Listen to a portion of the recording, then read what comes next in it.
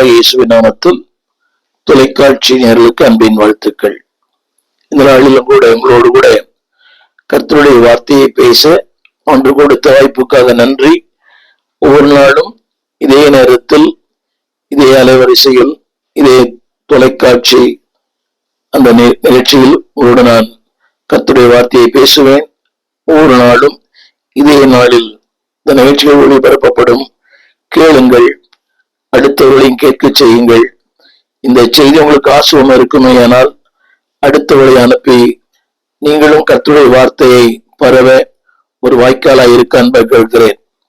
இந்த செய்திகள் யூடியூபிலும் இருக்கிறது. அவருடைய லிங்கை நான் இங்கே இணைத்திருக்கிறேன், அதையும் பாருங்கள். இந்த நாளின் செய்தி 2 சாமுவேல் புஸ்தகம் 23ஆம் அதிகாரம் 12ஆம் வசனம். 2 சாமுவேல் 23:12.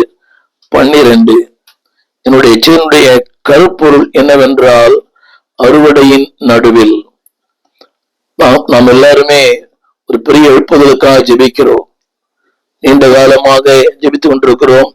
அதற்காகவே எங்கு பார்த்தாலும் இரவு ஜெபங்கள், ஜெப முகாம்கள், மிகப்பெரிய விடுதலையின் கூட்டங்கள், எங்கு பார்த்தாலும் பரிசுத்த உபவாச நாட்கள். இக்காரணம் என்னவென்றால், ஒரு பெரிய அறுவடையை நாம் எதிர்பார்க்கிறோம். அருமையான தேவ மனிதர் பாடினது போல, ஒரு மாபெரும் அறுவடை என் கண்களிலே தெரிகிறது. எம்எல் ஜெபசிங் அவருடைய அந்த தரிசனம், ஒரு மாபெரும் அறுவடை நம்முடைய கண்களிலே தெரிகிறது.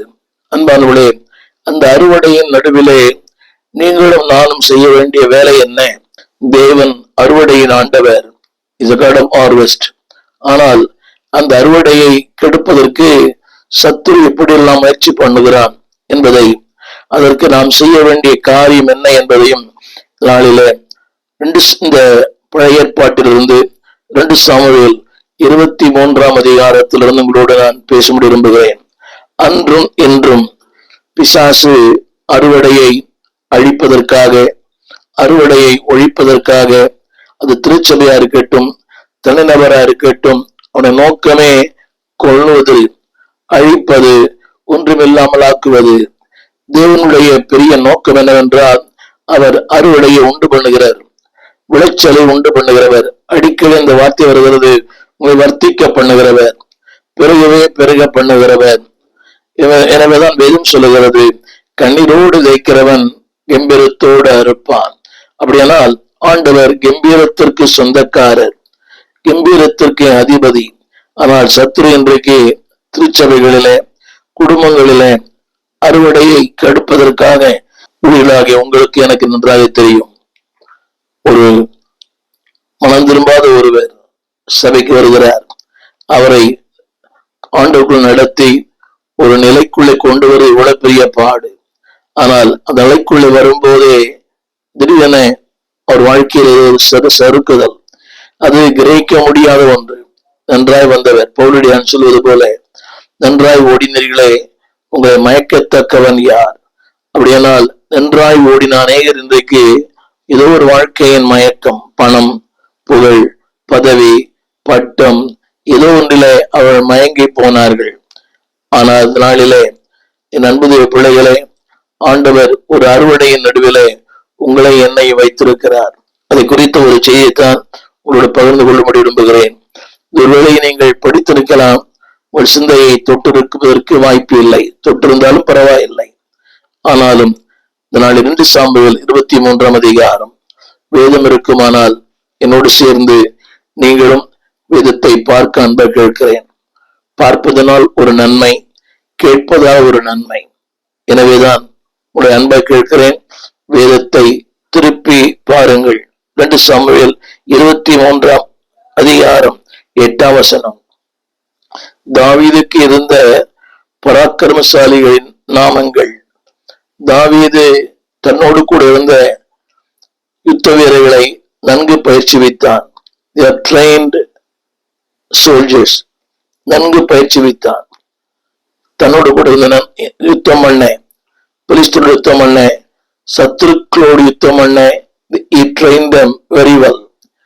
ஆனால் அதிலே சிறந்த ஒரு 3 பெயர்களை இந்த நாளிலே ஆண்டவர் நமக்கு எண்ணெய் போட்டுகிறார். 2 சாமுவேல் 23:8. ஒருவர், அவருடைய பெயர் யோசேப்பா சேபெத். 23ஆம் அதிகாரம் 8ஆம் வசனம். அடுத்தவர் பெயர் 9ஆம் வசனத்தில் இருக்கிறது எலியாசர். அடுத்து 11ஆம் வசனத்தில் இருக்கிறது ஷம்மா ஆங்கிலத்துல. இதனால இந்த 11ஆம் வசனத்தில் இருக்கிற அந்த நபரை குறித்து உங்களோட பேச விரும்புகிறேன். ஷம்மா இவருடைய பெயருக்கு பின்னால் எழுதப்பட்டிருக்கிறது அவர் ஒரு ஆசாரியன். இதனால் என்னுடைய செய்தி என்னவென்றால், அன்பானவர்களே, ஆண்டவர் உங்களை என்னையும் அவர் யுத்தத்திற்கு பயிற்சி வைத்திருக்கிறார். எனவேதான் சங்கீதக்காரன் சொல்லுகிறான், என் கைகளை போருக்கும் என் விரல்களை யுத்தத்திற்கும் படிப்பிக்கிற எங்கள் தேவனாகிய கர்த்தர். God trained every day. ஒவ்வொரு நாளும் நம்மை பயிற்சி வைக்கிறார். ஒரு நாளும் போராட்டங்கள், ஒரு நாளும் புதிய புதிய பிரச்சனைகள். பிரச்சனை இல்லாத ஊழியர்களே இல்லை.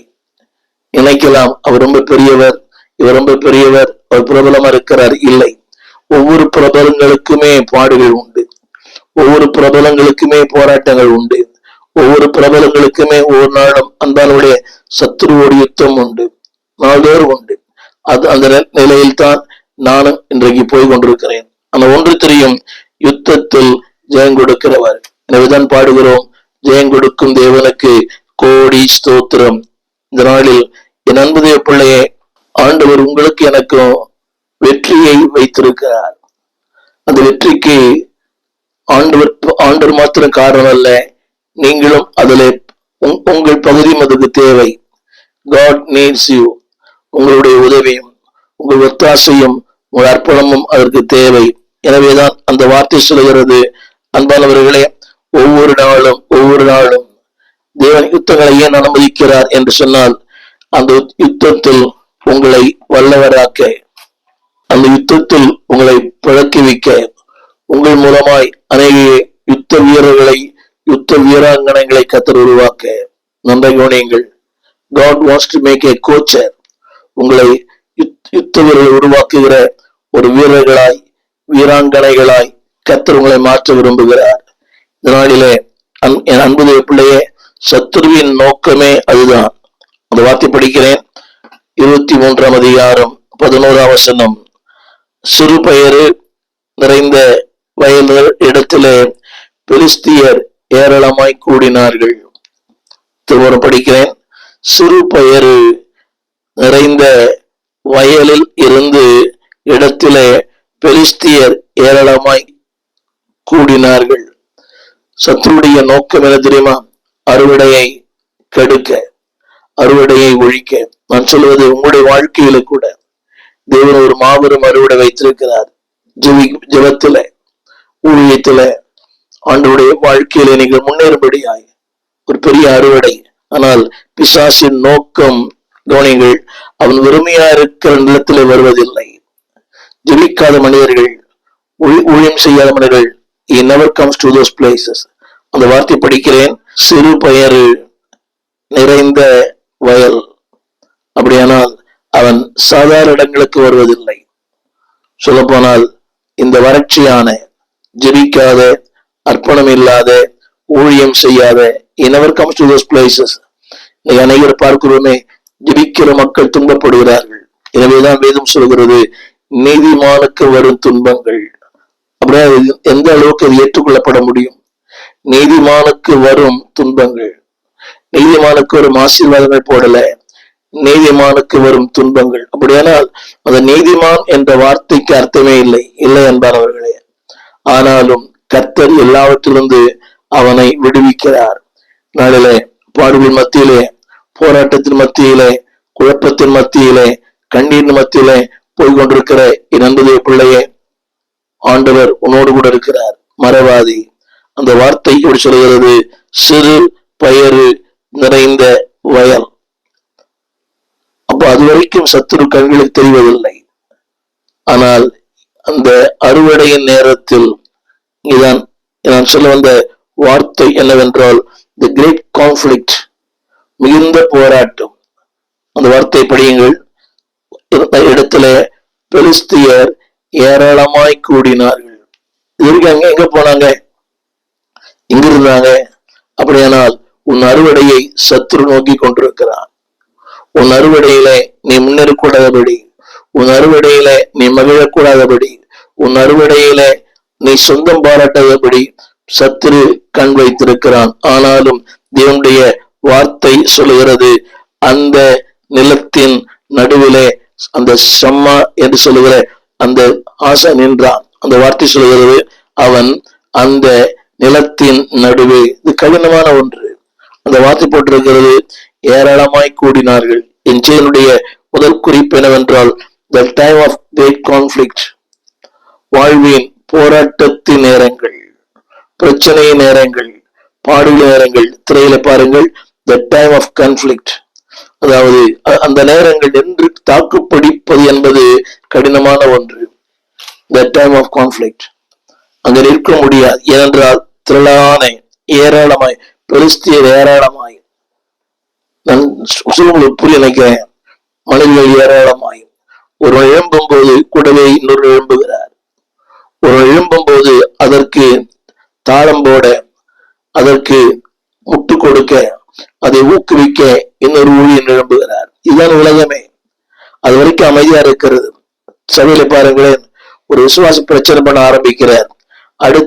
அடுத்த விசுவாசி, ஆமா அவர் இப்படித்தான், பாஸ்டர் இப்படித்தான்.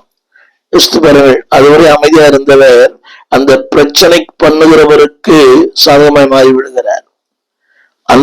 அந்த நேரம் வரை போதகரோடு இருந்தார், ஊழியத்தோடு இருந்தார். என்றைக்கு இந்த ஒரு மனிதன் எதிர்வினை ஆற்றுகிறானோ, எதிர்வினை ஆற்றுகிற மனிதனோடு இவரும் சேர்ந்து விடுகிறார். இதான் உலகம். அந்த வார்த்தை சொல்கிறது, ஏராளமாய் கூடினார்கள். எங்கே கூடினார் தெரியுமா? அதாவது அறுவடை உள்ள நிலம், சிறு பயிறு நிறைந்த ஒரு வயல். இப்படி சொல்ல புரியும், நிறைந்த ஒரு வயல். அன்பு பிள்ளையே, நடகவனிய, இயந்திரவனுக்கு போராட்டம், இவனுக்கு பாடுகள், இவனுக்கு கண்ணீர், இவனுக்கு கலக்கம், ஏன் உன் வாழ்க்கையில இத்தனைமான சரிவுகள் தெரியுமா? நீ நிறைவா இருக்கிறாய் என்பது அர்த்தம். அவனுடைய நிறைவுக்குள்ளே நீ கடந்து போகிறாய் என்ற அர்த்தம். நிறைவான ஆவியிலே, அன்பிலே, வார்த்தையிலே நிறைவா இருக்கிற மக்களுக்குத்தான் பெலிஸ்தர் வருவான். அரைகுறை மக்களிடத்துல பெலிஸ்தர் வருவதில்லை. நிறைந்த வயல். அந்த வார்த்தை, he knows the time, he knows the place. அவனுக்கு நேரம் தெரியும், அவனுக்கு அந்த இடமும் தெரியும். தேவனுக்கு என்று வாழ வேணும் என்று எந்த ஒரு மனிதன் சிந்திக்கிறானோ, விரும்புகிறானோ, அவனுக்கு தான் தாக்குதல். சத்துரு தாக்குவதற்கு இரண்டாவது காரணம், தேவ சித்தத்திற்கு இசைவதற்கு சத்துருக்கு விருப்பம் இல்லை. விநாயகருக்கு தேவ சித்தத்தின்படி வாழ வேண்டும், தேவ சித்தத்தை செய்ய வேண்டும், தேவ சித்தத்தை இசைந்திருக்க வேண்டும். எனவேதான் அந்த வார்த்தை சொல்லுகிறது, அவன் அந்த நிலத்தின் நடுவிலே நின்றான். இதனாலே என்னுடைய முதல் குறிப்பு என்னவென்றால், why the enemy come? சத்துரு ஏன் வருகிறான் என்று சொன்னால், முதல் காரணம் தேவ சித்தத்தை செய்கிற மனிதன். இரண்டாவது, தேவனுக்காய் வாழ வேணும் என்கிற விரும்புகிற மனிதன். மூன்றாவதாக, அன்பானவர்களே, தேவனுடைய ஊழியத்திலே வைராக்கியமாய் உள்ள ஒரு மனிதர்கள், தேவனுடைய ராஜ்யத்தினுடைய பரம்புதலுக்கு தன்னை அர்ப்பணித்த மனிதர்கள். இவளுக்குத்தான் பாடுகள், இவர்களுக்குத்தான் போராட்டங்கள். அப்படிப்பட்ட மக்களின் நடுவேதான் அவன் தன்னுடைய காரியங்களை செய்கிறான். வியாதியை, வறுமைகளை, போராட்டங்களை, குடும்பத்திலே பிரிவினைகளை, சலசலப்பை, கணவன் மனைவிக்குள்ளே, பிள்ளைகள் பெற்றோருக்குள்ளே, மனித உறவுகளில. நோக்கமே அந்த நிலத்தின் நடுவே நிற்பது. நோக்கமே அதை அழிக்க வேண்டும், ஒன்றுமில்லாமல் ஆக்க வேண்டும். ஆனால் தேவனுடைய வார்த்தை சொல்கிறது, அன்பான தேவ பிள்ளைகளே, அதன் நடுவிலே நிற்க ஆண்டவர் உங்களுக்கு பலன் கொடுக்கிறார். எல்லாரும் ஓடி போனார்கள். அந்த 11ஆம் வசனம் சொல்லுகிறது, 2 சாமுவேல் 23ஆம் அதிகாரம் அந்த 11 சொல்லுகிறது, பெலிஸ்தியர்கள், அந்த ஜனங்கள் பெலிஸ்தியரை கண்டு ஓடுகிற போது, இறந்தது பிள்ளையே, நீ ஓடுகிற மனிதனாய் அல்ல, நிற்கிற மனிதனாய். வாழ்க்கை எல்லாருக்கும் இப்படிப்பட்ட சம்பவங்கள் வரத்தான் செய்யும். அதை சந்திக்காத மனிதர்களே இல்லை. ஆனால் தேவன் சொல்கிறார், நிற்க பலன் கொடுக்கிறார், அங்கே சந்திக்க பலன் கொடுக்கிறார். எனவேதான் ஒவ்வொரு நாளும் தேவ சமூகத்தில காத்திருக்க வேண்டிய அவசியம். எனவேதான் வேதம் சொல்லுகிறது, காலை தோறும் அவருடைய கிருபைகள் புதியது. அன்புடைய பிள்ளையே, நேற்றைய கிருபை இன்றைக்கு பயன்படாது, இன்றைய கிருபைகள் நாளைக்கு பயன்படாது. அப்படியானால் ஒவ்வொரு நாளும் புதிய கிருபை, புதிய வல்லமை, புதிய அபிஷேகம். என்னுடைய முதல் குறிப்பு, why the enemy came. சத்துரு வருகிற நோக்கம் என்ன? திரும்ப திரும்ப, அதாவது நீங்கள் ஒன்றுமே செய்யாதிருக்கும் போது சத்துரு வருவதில்லை. திரும்ப சொல்லுகிறேன், as long as you are doing nothing, ஜெபிப்பதில்லை, வேதம் வாசிப்பதில்லை, ஊழியம் இல்லை, ஆலயம் இல்லை, ஆண்டவருடைய காரியங்கள் எதுவுமே ஈடுபாடு இல்லை, பிரச்சனையே இல்லை. என்றைக்கு ஈடுபாடு, என்றைக்கு அர்ப்பணம், என்றைக்கு அதுல ஒரு உங்களுக்கு அதை குறித்த ஒரு தாக்கம், என்றைக்கு அதை குறித்த ஒரு ஆர்வம் இருக்கிறதோ, நடக்கணுங்க. there will be threat. அதாவது ஒவ்வொரு நாளும் உங்களுக்கு சில நேரங்களில் த்ரெட் என்ற வார்த்தை உங்களுக்கு உங்களை பயமுறுத்தும்படியாக. நேற்று கூட தொலைபேசியில ஒருவர் என்னை பயமுறுத்தினார். பல காரியங்கள் நம்மை பயமுறுத்துகிற பல காரியங்கள். உன்னை அப்படி செய்வேன், உன்னை இப்படி செய்வேன். அதாவது கவனிங்கள், இவரெல்லாம் என்னோடு கூட பயணித்தவர்கள், நன்மை பெற்றவர்கள், என்னால் வளர்க்கப்பட்டவர்கள், என்னோடு கூட பல ஆண்டுகள் பிரயாணம் பண்ணவர்கள். ஆனால் the threat come from not from the enemy, from the inside. சில நேரங்களில வெளியிருந்து நமக்கு எதிர்ப்புகள் வரலாம், வெளியிருந்து போராட்டங்கள் வரலாம், வெளியிருந்து பயமுறுத்தல் வரலாம். இது நெகேமியாவுக்கு வந்தது. சன்பல்லாத்தும் தொபியாவும் நெகேமியாவுக்கு எதிராக இருந்தார்கள்.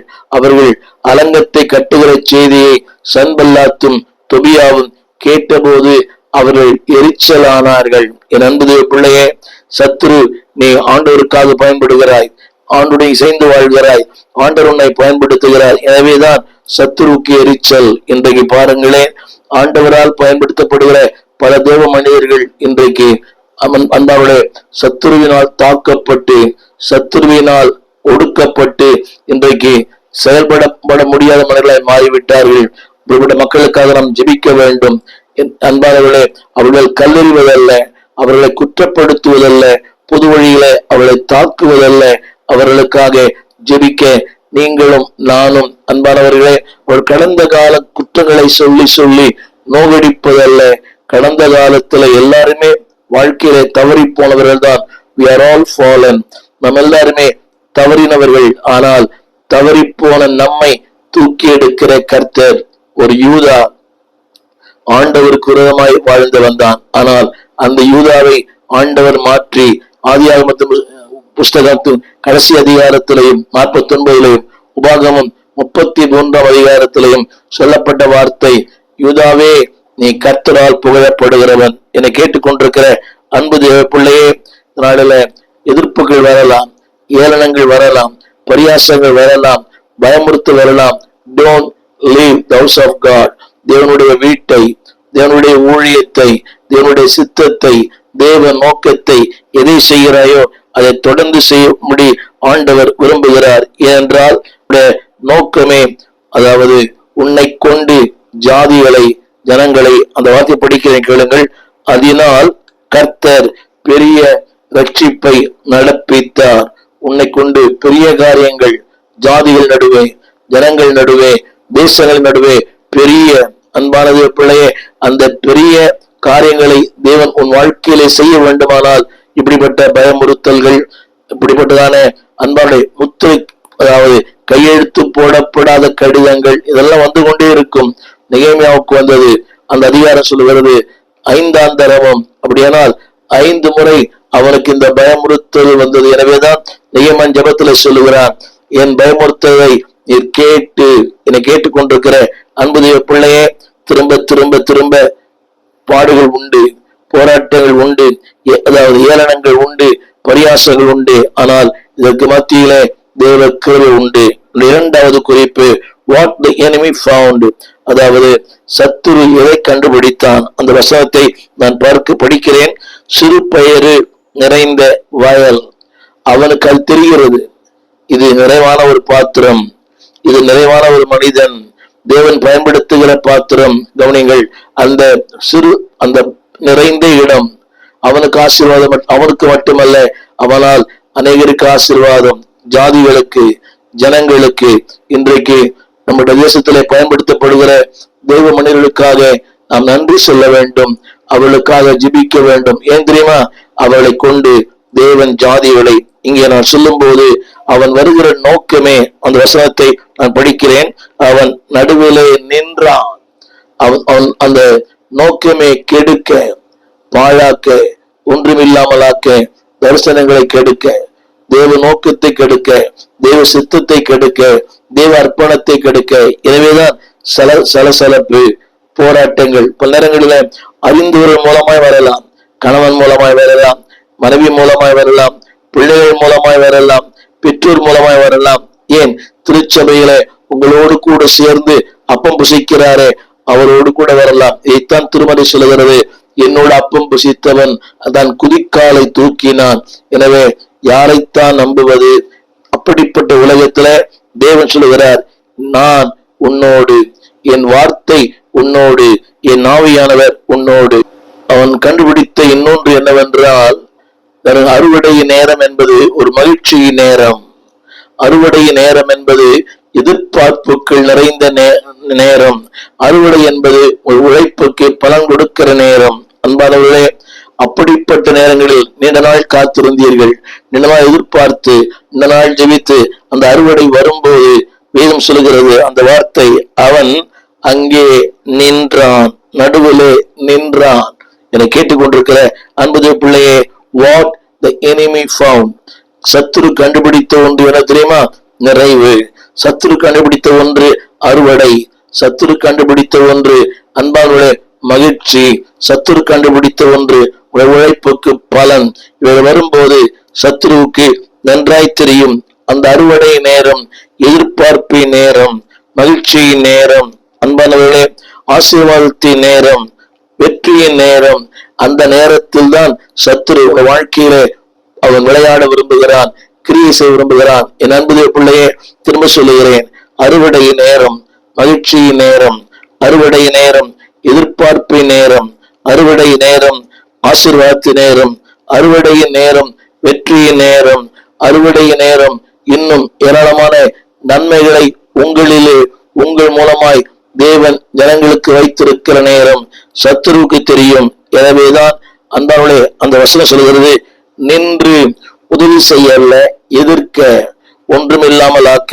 உங்களுடைய வாழ்க்கையிலே அன்பான தேவ பிள்ளையே, உங்களை பயமுறுத்த, ஆனால் ஒரு கூட்டம் இருந்தது, ஓடி போனார்கள். ஒரு மனிதன் நின்றான். நீங்கள் ஓடி போகிற மனிதர்களாய் அல்ல, நின்று ஜெயிக்கிற மனிதர்களாய் கர்த்தர் உங்களை மாற்றுவாராக.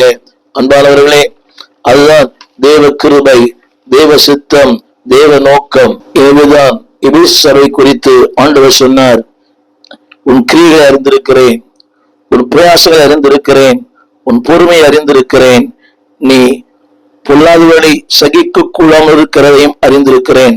அப்போஸ்தலர் அல்லாதவர்கள் தங்களை அப்போஸ்தலர் என்று சொல்லுவதையும் நீ சோதித்து அவர்கள் பொய்யராய் இருக்கிறதையும் கண்டு நான் அறிந்திருக்கிறேன்.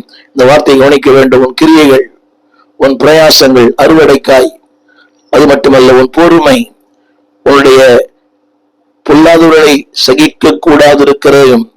அடுத்த வார்த்தை, அப்போஸ்தலர் அல்லாதவர்களை அப்போஸ்தலர் என்று சொல்லிக் கொள்வதை கண்டுபிடிக்க ஒரு கிருபை.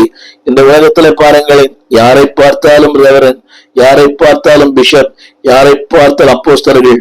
அன்பாவளே, இது உண்மையா இல்லையா என்பதை கண்டுபிடிப்பது ஒரு பெரிய கிருபை. அந்த வசனம் சொல்கிறது, நீ உன்னுடைய சகிப்புத்தன்மை, உன்னுடைய பொறுமை, அப்போ வெளிப்படுத்தல் 2:3, உன் சகிப்புத்தன்மை, உன் பொறுமை, என் நாமத்திற்காக இழைப்படையாமல் நீ பிரயாசப்படைய எல்லாவற்றையும் அறிந்திருக்கிறேன். ஆனால் ஒரு வார்த்தை, பாடுகள் வரும்போது, போராட்டங்கள் வரும்போது, பிரச்சனை வரும்போது, சத்துரு வரும்போது, நீ அந்த ஆதியில கொண்டிருந்த அந்த உறுதி, உத்தமம், அந்த விடாப்படியான அந்த தன்மை நீ விட்டு விட்டாய். அது வச்சுங்க, விட்டாய் என்று உன் பேரில் எனக்கு குறை உண்டு. என்னை கேட்டுக்கொண்டிருக்கிற அன்பு பிள்ளையே, எத்தனை மேன்மையான வார்த்தைகள்.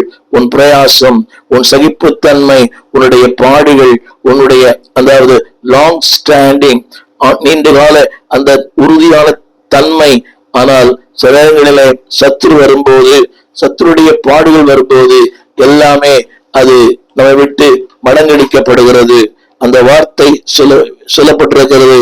நண்பான பிள்ளையே, தேவன் உன்னுடைய காரியங்களை அறிந்திருக்கிறார், உன் பிரயாசங்களை அறிந்திருக்கிறார். தொடர்ந்து நெகேமியா புஸ்தகம் 4ஆம் அதிகாரம் 16ஆம் வசனம். இப்படிப்பட்ட நேரங்களிலே நீங்களும் நானும் கவனமாயிருக்க ஆவியான உதவி செய்வாராக. யாரை பாடுவேன், உம்மை துதிக்காமல் யாரை துதிப்பேன், உம்மை பாடாமல் யாரை பாடுவேன், உம்மை துதிக்காமல் யாரை துதிப்பேன், யாரை பாடுவேன், உம்மை துதிக்காமல் யாரை துதிப்பேன், உம்மை பாடாமல் பாடுவேன், உம்மை துதிக்காமல் யாரை துதிப்பேன். ஹல்லேலூயா, ஹல்லேலூயா, ஹல்லேலூயா, ஹல்லேலூயா. ஜீவன் உள்ளவரும் ஜீவன் தந்தவரும் சேதமொன்றும் சேரா என்னை காப்பவரும், ஜீவன் உள்ளவரும் ஜீவன் தந்தவரும் ஜீவன் ஒன்றும் சேரா என்னை காப்பவரும், உம்மை பாடாமல் யாரை பாடுவேன், உம்மை துதிக்காமல் யாரை துதிப்பேன், உம்மை பாடாமல் யாரை பாடுவேன், உம்மை துதிக்காமல் யாரை துதிப்பேன். உம்மை உள்ளவரும் நன்மை செய்தவரும் செம் கண்களினை கூட என்னை காப்பவரும், உண்மை உள்ளவரும் நன்மை செய்தவரும் கண்களினை கூட என்னை காப்பவரும், உம்மை பாடாமல் யாரை பாடுவேன், உம்மை துதிக்காமல் யாரை துதிப்பேன், உம்மை பாடாமல் யாரை பாடுவேன், உம்மை துதிக்காமல் யாரை துதிப்பேன். ஹல்லேலூயா, ஹல்லேலூயா, ஹல்லேலூயா, ஹல்லேலூயா. எங்கள் விலாசம் போதகர் ஸ்டீஃபன் தேவகுமார், திறந்த வாசல் சபை, நம்பர் 65, பரமானந்த தெரு, 7 கிணறு, சென்னை 600001. தொடர்புக்கு 9841839287. மேலும் 0444183330. எங்கள் மின்னஞ்சல் stephenopendor@gmail.com. எங்கள் தேவ செய்திகளை யூடியூப் சேனலில் பார்த்து பயனடையுங்கள். தேவன் உங்களை ஆசிர்வதிப்பாராக.